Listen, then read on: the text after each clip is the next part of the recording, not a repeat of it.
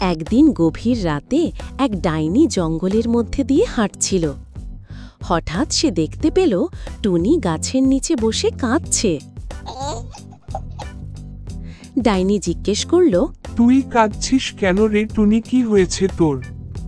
টুনি বলল, ব্যাঙ আমার বন্ধু ছিল, কিন্তু আজ সে আমাকে ভয় দেখিয়ে পুকুরে ফেলে দিয়েছে। ডাইনি রেগে গিয়ে ব্যাঙকে খুঁজে বের করল। ব্যাঙ মশাই, তুমি কেন টুনিকে পুকুরে ফেলে দিয়েছ? ব্যাঙ বলল, আমি ভয় দেখাইনি, আমি তো শুধু ভূতের মতো হাঁ হাঁ করে হাসছিলাম।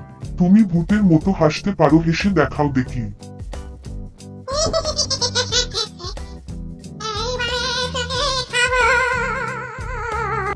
ডাইনি অবাক হয়ে বলল, তুমি তো আমার থেকেও ভয়ঙ্কর।